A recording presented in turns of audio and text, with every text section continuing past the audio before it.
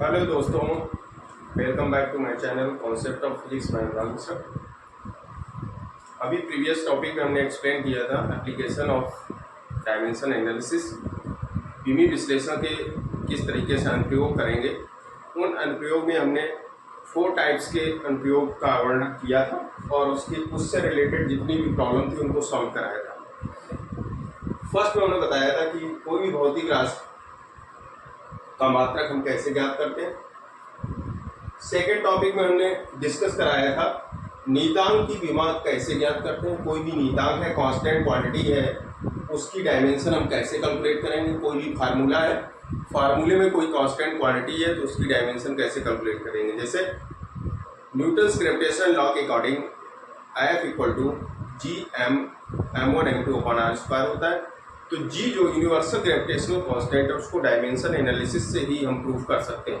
तो dimension analysis से G का जो यूनिवर्सल ग्रेविटेशनल कांस्टेंट है, सार्वत्रिक गुरुत्वाकर्षण नियतांक है, उसकी हमने डायमेंशन प्रूव क्या किया था, फाइंड किया था। ये आपने नियतांक जो कांस्टेंट की डायमेंशन जो आपने फाइंड किया वो किससे, ये एक एप्लीकेशन है किसका, डायमेंशन एनालिसिस का, भूमि विश्लेषण का अनुप्रयोग है। उस अनुप्रयोग से आपने क्या किया था, इसको ज्ञात किया था। इससे पहले के वीडियो को आपको इस वीडियो के डिस्क्रिप्शन लिंक में इसका वीडियो मिल जाएगा। जो हमने एप्लीकेशन ये 4 टाइप्स के इससे पहले डिस्कस किए, तो उस लिंक से, डिस्क्रिप्शन लिंक से आप वीडियो फिर से देख सकते हैं। एक पद्धति से जो एक कोई भी सिस्टम है उस सिस्टम से दूसरे सिस्टम में हम कैसे बदलेंगे, जैसे CGS to MKS to CGS system में किस तरीके से कोई भी भौतिक राशि के मात्रक को कैसे बदलेंगे, वो चीज़ यहाँ पे बताई गई है। सूत्र की सत्यता चेक करने के लिए कोई भी फार्मूला है और वो फार्मूला किस तरीके से हमारा सही लिखा है, गलत लिखा है, इसकी सत्यता चेक करना है तो आप डायमेंशन एनालिसिस का उपयोग करके उसकी सत्यता चेक कर सकते थे। हमने बताया था आपको कि लेफ्ट हैंड साइड और राइट हैंड साइड की जितनी भी भौतिक राशियाँ आपके सामने हैं फार्मूले में, सभी की डायमेंशन आप निकाल लेंगे। अगर दोनों की साइड की डायमेंशन बराबर है तो फार्मूला हमारा सही है, अगर कोई भी डायमेंशन चेंज है तो फार्मूला हमारा गलत है। इस तरीके से हम क्या करते हैं, सूत्र की सत्यता की जांच कर सकते हैं। तो ये 4 टाइप्स की, अगर आपको एप्लीकेशन डिस्क्रिप्टिव देखना है तो आपको डिस्क्रिप्शन लिंक में इसका लिंक हम दे देंगे और वहां पे आप इसको देख सकते हैं। आज का टॉपिक है नए संबंध की स्थापना करना, टू ड्राइव न्यू रिलेशन। तो हम बात करेंगे आज के टॉपिक पे, ये सभी टॉपिक हम इससे पहले बता चुके हैं आपको। तो आज के नए टॉपिक पे हम डिस्कस करेंगे। तो नए संबंध की स्थापना, to derive the new relation, किस तरीके से करेंगे, ये डायमेंशन एनालिसिस का सबसे इंपॉर्टेंट टॉपिक है।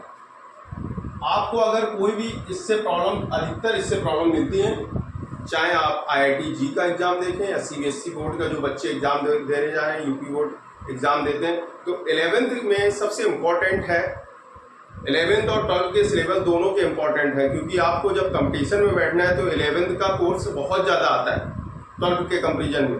तो 11th का बेसिक आपको अगर आएगा तो आगे आप BTech भी करेंगे या इंजीनियरिंग करेंगे जाके, तो वहाँ पे बहुत उपयोगी होगा। अब मैकेनिक्स आप छोड़ देंगे, इलेक्ट्रिसिटी, मैग्नेटिज्म इनको बहुत अच्छे से पढ़ लिया, तो मैकेनिक्स का पोर्शन आपको नहीं आएगा तो IIT जी NDA के एग्जाम में जब बैठोगे जाके तो कुछ नहीं कर पाओगे। इसलिए मैकेनिक्स बेस होता है, सभी जितनी भी फिजिक्स की ब्रांच है उनका अगर मैकेनिक्स आपने नहीं, यांत्रिकी जो होता है उसको आपने ठीक से नहीं सीखा है तो आप सभी ब्रांच में फेल हो जाएंगे, मतलब आपका बेस अच्छा नहीं रहेगा। इसलिए मैकेनिक्स को पढ़ना बहुत ज़रूरी होता है। तो इसी मैकेनिक्स के टॉपिक ही पहला टॉपिक है डायमेंशन एनालिसिस, मैथमेटिकल टूल्स है, इसके बाद डायमेंशन एनालिसिस, इसके बाद हम परसेंटेज एरर निकालेंगे। ठीक है, तो डायमेंशन एनालिसिस का 5th एप्लीकेशन है इसका, नए संबंध की स्थापना करना। अब आपके सामने नए संबंध की आप स्थापना कैसे करेंगे। इसमें कोई भी भौतिक राशि अगर आपके सामने है और भौतिक राशि के जितने डिपेंडेंट क्वांटिटी हैं वो सभी मल्टीप्लाई, गुणनफल रूप में होनी चाहिए। जैसे अगर हम आवर्तकाल की बात करते हैं, आवर्तकाल को रिप्रेजेंट करते हैं T से, तो आवर्तकाल हमारा डिपेंड करता है किस पे, जो बॉब होता है उसके मास पे, और जो थ्रेड यूज करते हैं जिससे बॉब टांगा जाता है उसकी लंबाई पे, और जो पृथ्वी के द्वारा गुरुत्वाकर्षण लग रहा है जी। तो जो टी है ये एक फिजिकल क्वांटिटी है। टी क्या है? आवर्तकाल क्या है? भौतिक राशि। ये भौतिक राशि किन किन राशियों पे डिपेंड कर रही है? द्रव्यमान पे, लेंथ पे और एक्सेलरेशन ड्यू टू ग्रेविटी, गुरुत्वीय त्वरण पे। द्रव्यमान पे और लंबाई पे और किस पे? गुरुत्वीय त्वरण पे, इस पे डिपेंड है। ये तीन तरह की भौतिक राशियां आपके सामने। आवर्तकाल द्रव्यमान पे डिपेंड कर रहा है। द्रव्यमान किसका होगा? बॉब का, जो पेंडुलम नीचे टंगा रहता है उसका, और जिससे बंधा होता है उस धागे की लंबाई, और जो गुरुत्वाकर्षण पृथ्वी के द्वारा लग रहा है G = 9.8, जो एक्सेलरेशन है ग्रेविटेशनल एक्सेलरेशन, इस पर डिपेंड करता है। तो आपने देखा कि सभी भौतिक राशियां क्या है? एक गुणनफल में, प्रोडक्ट फॉर्म में। इसमें प्रोडक्ट फॉर्म में, अगर ये प्रोडक्ट फॉर्म में है तो हम विमीय विश्लेषण विधि से इसके बीच संबंध स्थापित कर सकते हैं। अब संबंध स्थापित आप कैसे करेंगे उसको देखिए, क्योंकि आपको डायमेंशन फाइंड करना है। तो डायमेंशन किसी भी भौतिक राशि पे चढ़ाई गई घातें जो होती हैं वही तो उसकी विमा होती है। तो इस पे आप घात लिख लें। सपोज दैट द्रव्यमान की जो घात होगी वो a होगी, और लंबाई की जो घात होगी वो b है, और g की जो घात हो जाएगी, जो इसकी पावर होती है, वो c। a b c क्या है? ये डायमेंशन। जो भी भौतिक राशियां होती हैं उन पे चढ़ाई गई जो घातें होती हैं उन्हीं को हम क्या कहते हैं? विमा कहते हैं। तो आपको विमीय विश्लेषण विधि से निकालना है इस फार्मूले को। सपोज दैट अगर किसी भी भौतिक राशि से उसके प्रोपोर्शनलिटी, मतलब ये अनुपाती का जो चिन्ह है, इस प्रोपोर्शनलिटी को हटाएंगे तो उस भौतिक राशि में एक कांस्टेंट का मल्टीप्लाई हो जाएगा। तो एक कांस्टेंट k का मल्टीप्लाई किया L B और G C। ये क्वेश्चन नंबर आप फर्स्ट लिखेंगे। अब यहां पे आप क्या लिखेंगे? सभी भौतिक राशियों की विमा रखने पर, जितनी भी भौतिक राशियां हैं सभी की उपर्युक्त फार्मूले में विमा रखेंगे। तो समीकरण नंबर 1 में, समीकरण नंबर 1 में भौतिक राशियां जो भी हैं T, M, L व G की विमा रखने पर, इनके विमीय जो फार्मूले होते हैं या विमीय सूत्र, सीधे लिखेंगे विमीय सूत्र रखने पर, विमीय सूत्र रखने पर। तो रख दीजिए विमीय सूत्र सबके। टी का विमीय सूत्र क्या होता है? टी का सेकंड होता है, तो सेकंड टी हो जाएगा। इसका विमीय सूत्र हो गया टी, हो गया। के का कोई विमीय सूत्र नहीं होता है, कांस्टेंट क्वांटिटी है। के क्या है? कांस्टेंट है। तो इस कांस्टेंट क्वांटिटी का विमा कुछ डायमेंशन लेस क्वांटिटी है, ये डायमेंशन लेस क्वांटिटी। तो द्रव्यमान की विमा रखेंगे। द्रव्यमान की विमा क्या होती है? m की पावर a। लंबाई की विमा होती है l की पावर b। और गुरुत्वीय त्वरण, यहाँ पे ग्रेविटेशनल एक्सेलरेशन जो होता है इसकी डायमेंशन आपको रखना है g की। तो g की डायमेंशन आपने कैलकुलेट की थी। फार्मूला होता है क्या? F = G m/r² से आपने क्या निकाला था? इस g की वैल्यू आपने फाइंड की थी। और Gm/re² जो होता है, इससे इस कांस्टेंट की वैल्यू आपने निकाली थी। अब यहाँ पे जो स्मॉल g होता है, Gm/re² ये होता है। तो Gm/re² की जगह आप क्या रख सकते हैं? अगर इसका हम मल्टीप्लाई करेंगे, यहाँ पे re का एक, यहाँ re का मल्टीप्लाई कर लेंगे, एक ऊपर कर देंगे, तो यहाँ re² हो जाएगा। तो यहाँ आ जाएगा Gm/re/re²।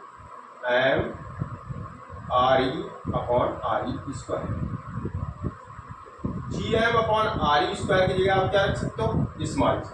क्या रख सकते हो? Small G. तो F का फार्मूला आ जाएगा small g m R E, small G M R E. तो स्मॉल जी का यहाँ से कितना आ जाएगा यूनिट, एम आर ई। एफ का को क्या लिखते हैं, newton, kilogram metre, newton kilogram metre. लिख क्या लेंगे अब, इसकी डायमेंशन क्या हो जाएगी, न्यूटन को लिखते हैं M L T minus 2 upon, kilogram को क्या लिखेंगे एम, और रेडियस क्या हो जाएगी एल। रेडियस क्या निकल आएगी यहाँ पे एल। तो यहाँ पे एक एम का यहाँ मल्टीप्लाई किया था जी एम, आर का आपने मल्टीप्लाई कर लिया ऊपर नीचे, G M E upon R E square जो हो जाएगा टर्म, यहाँ तक आपने कैलकुलेट किया। तो यहाँ स्मॉल जी की डायमेंशन आप फाइंड आउट कर लेंगे, स्मॉल जी की डायमेंशन यहाँ पे यूज करेंगे।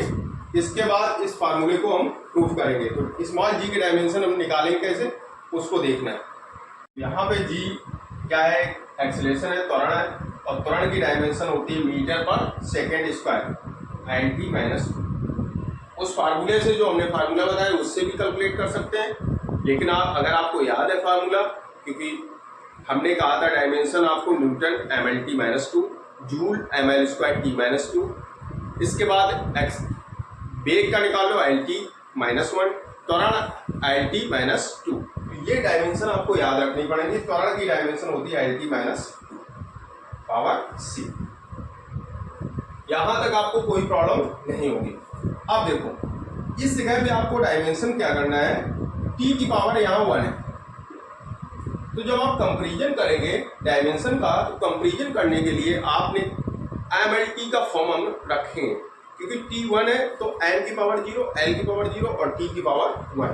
तो कंपैरिजन करने में आपको कोई भी कंफ्यूजन नहीं होगी। तो यहाँ पे हो जाएगा एम पावर 0, एल 0, इसका कोई किसी की पावर 0 होती है उसकी वैल्यू कितनी होती है 1, इसलिए इसका भी 1 होगा, ये 1 का मल्टीप्लाई टी ही रहेगा, कोई दिक्कत नहीं होती, क्योंकि ये केवल कंपैरिजन करने में हमें सुविधा होगी, इसलिए हमने इसको लिख लिया है। नहीं भी लिखेंगे तो इससे कोई दिक्कत नहीं होगी। इक्वल टू, देखो एम कितनी बार आया है, एक भी बार नहीं, तो एम की पावर कितनी हो जाएगी 1। एल कितनी बार आया है, यहाँ एल की पावर बी है, यहाँ एल की पावर सी है, तो बी प्लस सी, एल पावर बी प्लस सी। अब टी कितनी बार आया है, इसमें टी है नहीं है, यहाँ टी है नहीं, टी किसमें है यहाँ पे, टी की पावर माइनस 2 और पावर कितनी है सी, 2c। अब आपको कंपैरिजन करने में कोई दिक्कत नहीं। देखो कंपेयर बोथ साइड्स, तो बोथ पावर को कंपेयर करेंगे तो यहाँ पे a इक्वल टू कितना आ जाएगा 0, b plus c equal 0, b plus सी की वैल्यू कितनी है 0, c यहाँ पे कितना आ जाएगा minus 2c equal to 1, minus 2c equal to 1। तो यहाँ पे आ जाएगा c equal minus 2c equal to 1 हो जाएगा, तो c equal to minus 1/2, c equal to minus 1/2। अब देखो b plus c equal 0, b plus c बराबर 0, तो b और प्लस c की वैल्यू कितनी है माइनस का 1/2, तो यहाँ पे आ जाएगा माइनस 1/2 इक्वल टू 0, तो b इक्वल टू आ जाएगा 1/2, वो भी किसका प्लस का, c का वैल्यू माइनस की है और b।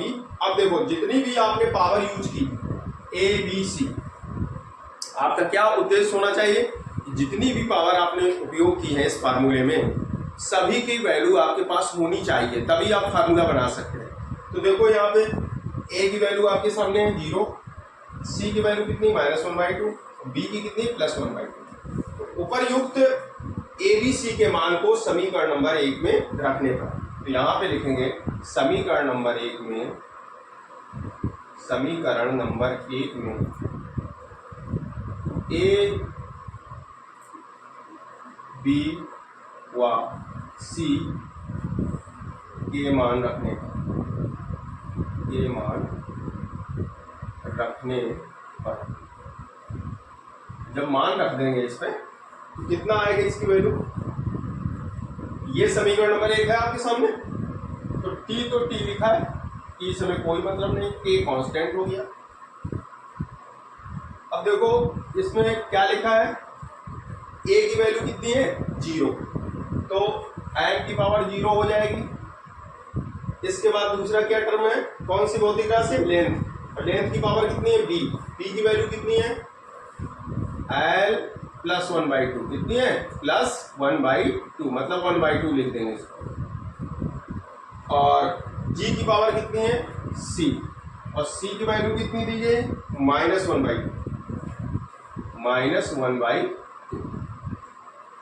यहाँ पे क्या रहेगा माइनस टर्म, माइनस का यूज करेंगे, माइनस वैल्यू दीजिए -1/2। तो टी इक्वल एन की पावर 0 की वैल्यू कितनी हो जाएगी, एन की पावर 0 इक्वल टू 1, ये वैल्यू कितनी हो जाएगी 1। तो यहाँ पे के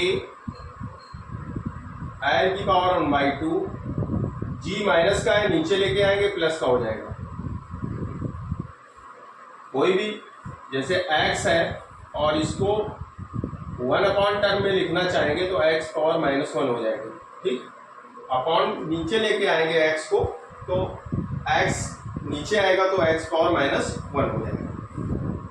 इसी तरह से g नीचे आएगा तो g की पावर कितनी है -1/2, तो प्लस का 1/2 हो जाएगा। किसी की पावर 1/2 होती है तो वो अंडर रूट को रिप्रेजेंट करती है, जैसे l अपॉन जी की पावर कितनी हो जाएगी 1/2, एल अपॉन जी की पावर 1/2। और यही 1/2 इसी रूट को रिप्रेजेंट करती है, क्योंकि रूट की जो पावर होती है वो 1/2 से रिप्रेजेंट करते हैं। तो यहाँ पे आ जाएगा रूट L/,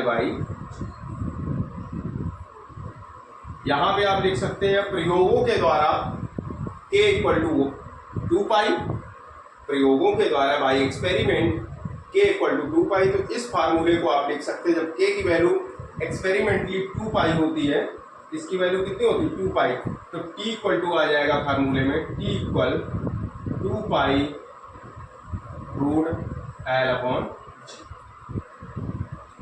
ये पूरा कैलकुलेशन आपने देखा यहाँ पे, आपके दिमाग में ये आ गया होगा कि कोई भी भौतिक राशि अगर है और वो विभिन्न राशियों पे डिपेंड कर रही है और वो सभी राशियां किसमें है, प्रोडक्ट फॉर्म में है, किसमें गुणनफल के रूप में है। अगर गुणनफल के रूप में है भौतिक राशियां, तो हम इन भौतिक राशियों के बीच संबंध स्थापित कर सकते हैं यूजिंग बीमी विश्लेषण का अनुप्रयोग करके नए संबंध की स्थापना कर सकते हैं।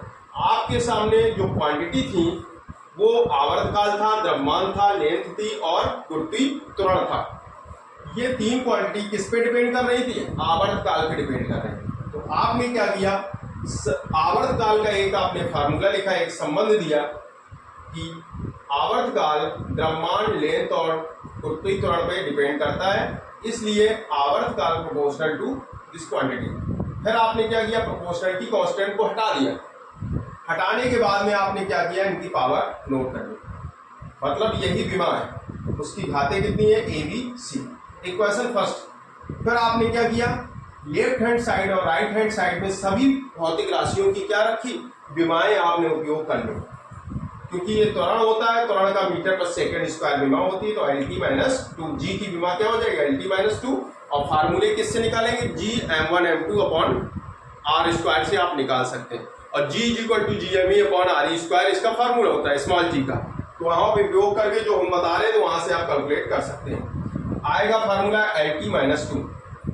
इसके बाद में आपने क्या किया, द्रव्यमान, लेंथ और टाइम की जो विमाएं हैं उनको आपने अरेंज करने के बाद कंपेयर किया लेफ्ट हैंड साइड की पावर और राइट हैंड साइड की पावर से। कंपेरिजन करने के बाद में आपने ABC की वैल्यू फाइंड की, और ये ABC की वैल्यू समीकरण नंबर 1 में आपने फिर से उपयोग की। तो यहाँ से आपके सामने एक संबंध स्थापित हो गया, और वो संबंध कितना है, आवर्तकाल T equal to 2π root L upon g. T equal to K root L upon g लिख देंगे तब भी कोई दिक्कत नहीं, क्योंकि आप फार्मूला जानते हैं जी, जो आवर्तकाल का है किसी बॉब के लिए T equal to 2π root L upon g, इसलिए आपने 2π यूज कर दिया। आप K ही रखे रहने देंगे तो कोई दिक्कत नहीं होगी। इस तरह से आप ये रिलेशन निकाल सकते हैं। सेकेंड रिलेशन हम देखते हैं स्टोक्स लॉ से। फोर्स का किस तरीके से आप रिलेशन निकालेंगे, तो इसका स्क्रीनशॉट आप ले लें। सेकंड एग्जांपल आपके सामने है, नए संबंध स्थापना करना, किस तरीके से न्यू रिलेशन ड्राइव करेंगे। अभी आपने आवर्तकाल के फार्मूले को प्रूव किया था। अब हम विस्कस स्टोक्स के नियम से श्यान बल का फार्मूला प्रूव करेंगे। जब कोई भी वस्तु किसी द्रव में डूबती है तो उस वस्तु का आकार क्या है, उसकी आकार की त्रिज्या, वो किस वेग से उसमें जा रही है द्रव के अंदर, उसका सीमांत वेग क्या है, और उसका श्यानता गुणांक कितना है। वस्तु और द्रव के बीच में जो श्यानता गुणांक ईटा की जो वैल्यू होती है वो कितनी है। तो यहाँ पे आपको संबंध एक स्थापित करना है। तो जो F होता है श्यान बल, वो किस किन किन चीज़ों पर डिपेंड करता है। ये F हमारा डिपेंड करता है एक तो ईटा पे। ईटा क्या है, ये coefficient of viscous force, viscosity होती है, कोफिशिएंट ऑफ विस्कोसिटी, जिसको हम विस्कस श्यान गुणांक कहते हैं। ये श्यानता गुणांक हो गया, और त्रिज्या R, वेग भी, सीमांत वेग जिसको हम बोलते हैं वेग भी। तो ये तीन क्वांटिटी हैं और तीनों किस फॉर्म में, गुणनफल के फॉर्म में। इस बात को बहुत ध्यान रखना आपको कि अगर द्विमीय विश्लेषण विधि से आप कोई संबंध स्थापित कर रहे हैं और वो संबंध स्थापित उसके साथ जितनी भी फिजिकल क्वांटिटी का रिलेशन है वो सभी भौतिक राशियां गुणनफल फॉर्म में होनी चाहिए, मतलब गुणनफल प्रोडक्ट फॉर्म में हो। गुणनफल में है तभी आप उसका संबंध निकाल सकते हैं।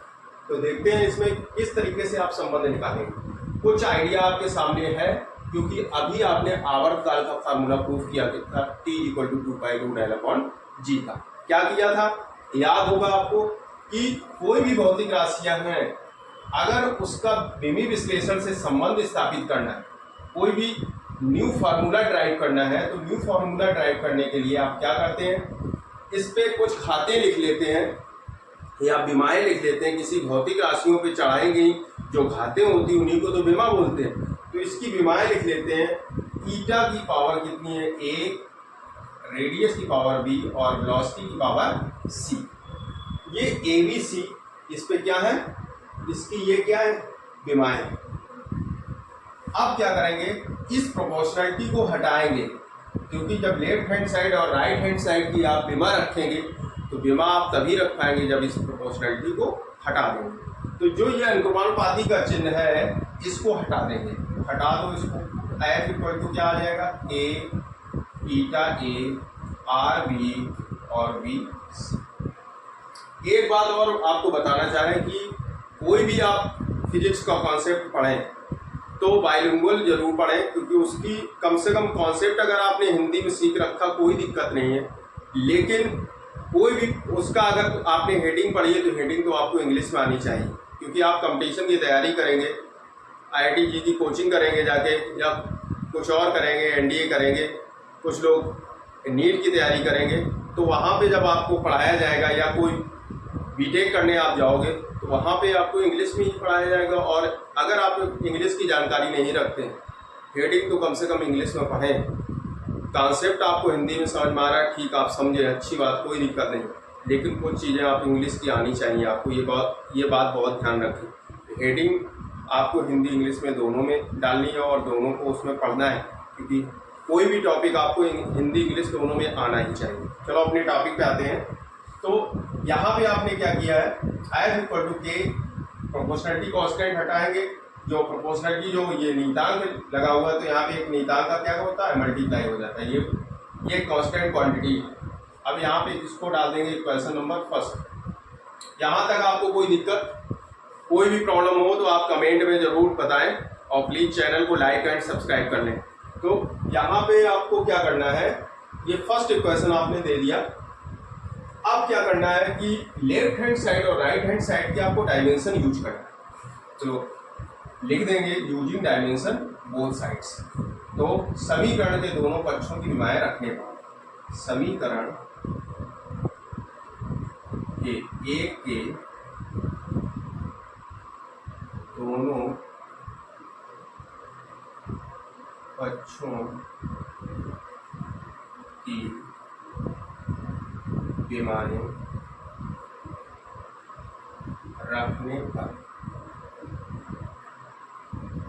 रखने दोनों पक्षों की विमाएं आप रख लें। विमाएं रखने के लिए आप क्या करेंगे, F क्या है, फोर्स है, और फोर्स की क्या होती है, यूनिट न्यूटन, और न्यूटन की डायमेंशन क्या होती है, mL/t-2। जूल की क्या डायमेंशन होती है, mL²t-2। वेग की क्या डायमेंशन होती है, L/t-1। त्वरण की क्या डायमेंशन होती है, L/t-2। इस तरह से आपको डायमेंशन याद होनी चाहिए। तो यहाँ पे आपको फोर्स की डायमेंशन यूज करना है। फोर्स को लिखते हैं किलोग्राम मीटर पर सेकंड स्क्वायर। इसकी डायमेंशन हो जाएगी mL/t-2। स्क्वायर ब्रैकेट में बंद कर देंगे तभी ये कंप्लीट डायमेंशन मानी जाती है। कोई भी डायमेंशनल फार्मूला, आपको डायमेंशनल फार्मूला लिख रहे हैं, तो किसी भी भौतिक राशि का डायमेंशनल फार्मूला लिख रहे हैं, तो आपको क्या करना है, उसको स्क्वायर ब्रैकेट में बंद करना है, तभी उसकी कंप्लीट डायमेंशन मानी जाएगी।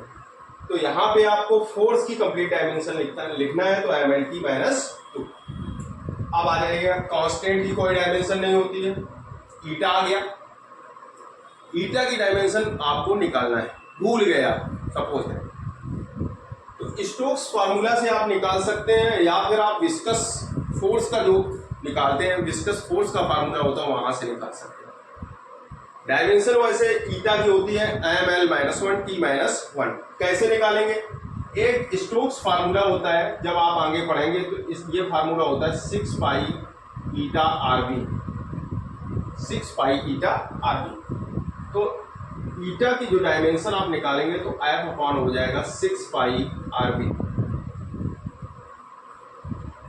F क्या है, न्यूटन, अपॉन 6π का डायमेंशन लेस, R हो जाएगा मीटर, और ये वेग हो जाएगा मीटर पर सेकेंड। तो यूनिट, ईटा की यूनिट हो जाएगी, मात्रक क्या होगा ईटा का, newton second upon metre square. अब न्यूटन को क्या लिखेंगे, mL/t-2, सेकेंड का t हो जाएगा t⁻⁴ अपॉन L²। ठीक, यहां तक होगी, कोई दिक्कत तो नहीं है आपको। यहाँ R को मीटर रखा है और V को मीटर पर सेकेंड। सेकेंड बाहर बाहर अंदर अंदर का मल्टीप्लाई होगा, तो न्यूटन का सेकेंड में मल्टीप्लाई हो जाएगा, metre into metre, metre square. ठीक है, अब आप क्या करेंगे, यहां से L ऊपर जाएगा, L⁻⁴ है, और यहाँ L⁻⁻2 हो जाएगा, तो ये हो जाएगा L⁻⁻1। ठीक है, इसके बाद T⁻⁻1 है, T⁻⁻2 है, तो T की पावर यहाँ हो जाएगा -1। तो डायमेंशन आपके सामने ईटा की कितनी है, mL-1t-1। यहाँ पे वैल्यू यूज कर लीजिएगा, mL-1t-1 पावर a। R क्या है, रेडियस है, जो भी डिप हो रही हो, कोई भी वस्तु आप जो पानी में गिर रही है उसकी रेडियस कितनी है, R। R हो जाएगा मीटर, मीटर को लिखते हैं L से, L⁻t। अब वेग है, वेग की विमा क्या होती है, मीटर पर सेकेंड, L⁻⁻1 पावर c। यहां तक आपको कोई प्रॉब्लम नहीं होगी। अब आप क्या करेंगे, ये देखेंगे कि एक तो ये डायमेंशन आपने रखी है, दूसरी डायमेंशन ये, तीसरी ये, इनको कंबाइन करना है। तो क्या लिखेंगे, mL/t, इसको टच नहीं करेंगे, ये ऐसे ही लिखा रहेगा। लेफ्ट हैंड साइड को बिल्कुल टच नहीं करेंगे, जैसा लिखा हो वैसे ही उतार देंगे। यहां पे आ जाएंगे, मास आपका यहाँ पे केवल एक जगह लिखा है द्रव्यमान m, और कहीं नहीं लिखा, m को m रख देंगे। पावर कितनी है, a पावर आ रहा है। आयल देखो तीनों जगह लिखा है, अब केवल आपको घाते देखना है। L की पावर -1 तो -a हो जाएगा, L की पावर -a, L की पावर +b तो +b हो जाएगा, L में +b हो जाएगा, L की पावर +c, L की 3 हो जाएगी -a, प्लस बी प्लस सी। ठीक है, अब आते हैं टी। टी की पावर यहाँ कितना है -1, ए पावर हो जाएगी माइनस ए हो जाएगा, और टी की पावर यहाँ कितना है -c, तो टी की पावर -a और c। आप एक स्टेप यहाँ बढ़ा भी सकते हैं, इस तरीके से भी लिख सकते थे, n की पावर a, l की पावर -a, l की पावर b, l की पावर c, फिर इसके बाद t की पावर -a, t की पावर -c। अब l वाली पावर ऐड कर लेते हैं, -a plus b plus c, t वाली पावर को ऐड करेंगे -a -c। एक स्टेप आप यहाँ पे बढ़ा सकते हैं अगर आप करना चाहें तो, नहीं तो कोई जरूरत नहीं है।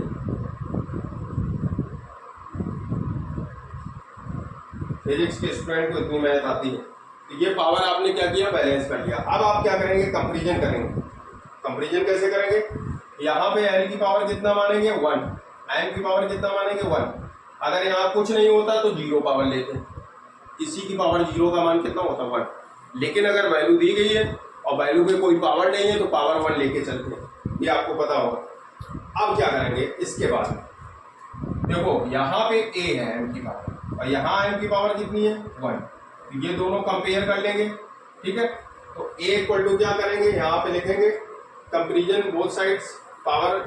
आप क्या करेंगे, इनकी पावर को कंपेयर करेंगे। उपर्युक्त फार्मूला के दोनों पक्षों की घातों का को संतुलित करने पर इन दोनों पावर को आप क्या करेंगे, कंपेयर करेंगे। तुलना करने पर तुलना होगी इसकी कितनी हो जाएगी, a इक्वल टू 1, a कितना हो जाएगा 1। अब देखो दूसरे सेकंड क्या है, इधर लिखा है l की power -a plus b plus c, और यहाँ पे l की पावर कितना है 1, l की पावर कितनी है 1, तो यहाँ पे कितना हो जाएगा -a plus b plus c equal to 1। ठीक है, थर्ड में आ जाइएगा। इस जगह पे क्या दिया गया है,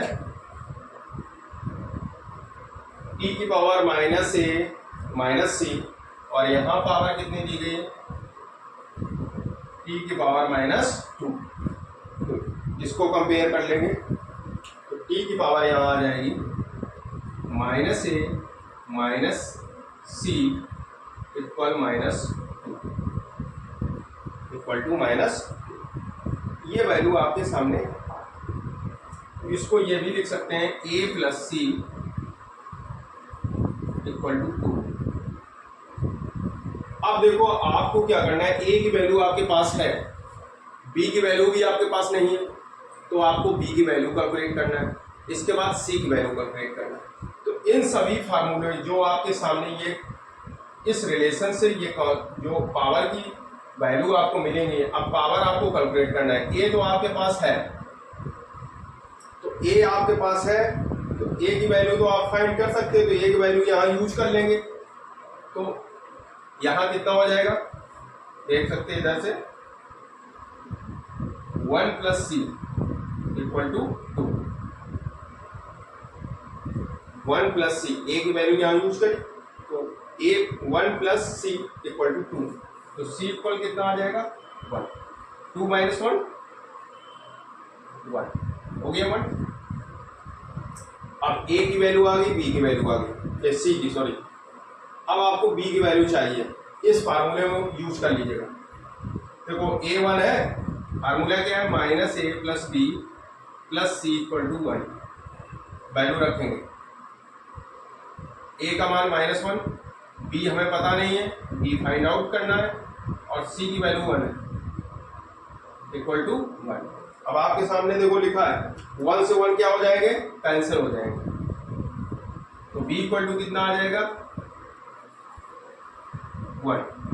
please check framing,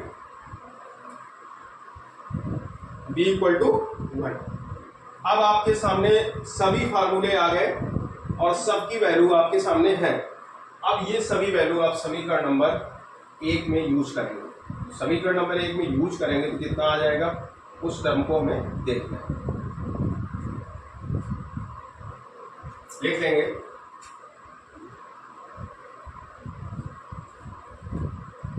using the value in equation number first. समीकरण नंबर 1 में, समीकरण नंबर 1 में ए, बी व सी के मान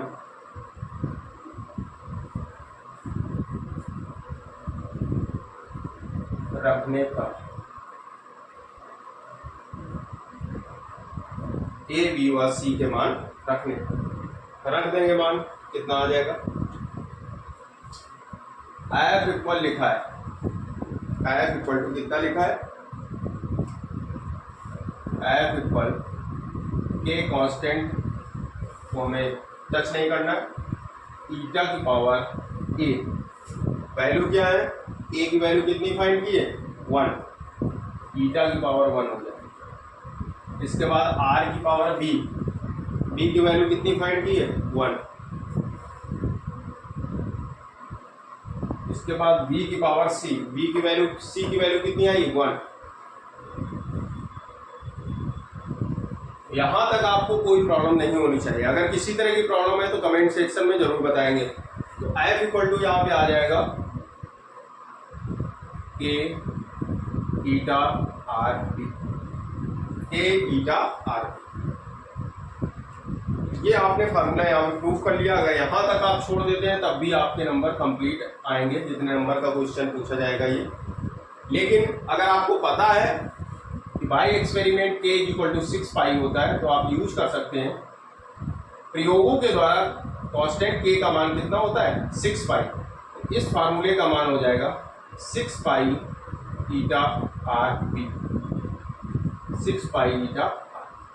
क्योंकि विमी विश्लेषण की जो लिमिटेशन हम बताएंगे नेक्स्ट अपने लेक्चर में, तो वहाँ पे लिमिटेशन में आपको हम बताएंगे कि कौन कौन सी लिमिटेशन होती है जहाँ तक डायमेंशन हमारी काम करती है और जिस जगह के बाद में काम करना बंद कर देती है। कांस्टेंट की वैल्यू, अगर कांस्टेंट का मात्रक तो हम कैलकुलेट कर सकते हैं, लेकिन अगर वैल्यू उसकी फाइंड करना तो वैल्यू डायमेंशन से हम फाइंड नहीं कर सकते। इसलिए बाय एक्सपेरिमेंट आप लिख सकते हैं कि बाय एक्सपेरिमेंट के की वैल्यू 6 पाई होती है। वहां पे के की वैल्यू क्या थी? आवर्तकाल में 2 पाई थी।